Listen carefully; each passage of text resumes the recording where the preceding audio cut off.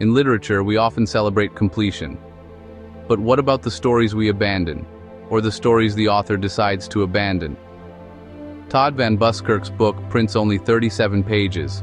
In particular, he prints pages 1 through 37 of Franz Kafka's The Castle. These pages are the exact portion read by an anonymous reader before deciding to DNF. DNF is an acronym that means did not finish. Franz Kafka's The Castle, published posthumously in 1926, was itself left unfinished at the time of Kafka's death in 1924. In a letter to his friend Max Brod, Kafka wrote that he was giving up on the book and would never return to it.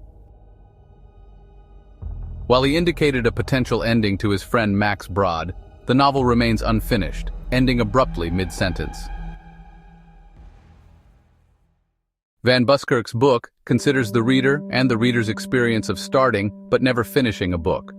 Research suggests approximately 38% of readers abandon books due to lack of interest, while 18% stop because they find the text too slow or boring. These statistics reflect the complex relationship between reader and text. The title of Van Buskirk's book is The Conceptual Work Itself, structured in 3 stanza-like phrases that describe the book's contents with precise detail. This title functions as both description and declaration, a metatextual element that articulates exactly what readers will encounter inside.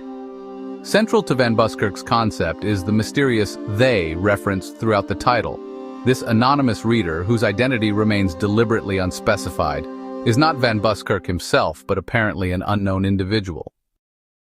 And whoever this individual is, they are the main character, or perhaps there is more than one main character. The ambiguity of "they" in the title opens another interpretive possibility, that it might refer not to a single reader, but to multiple people.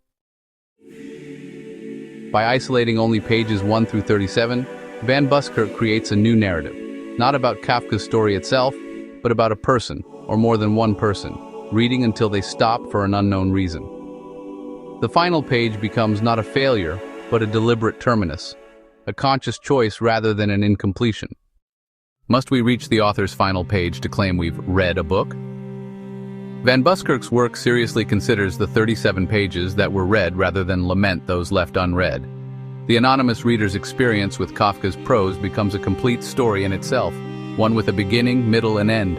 The end simply arrives sooner than the author intended. The work is a meditation on agency in literary consumption. The reader, not the author, determines when enough is enough.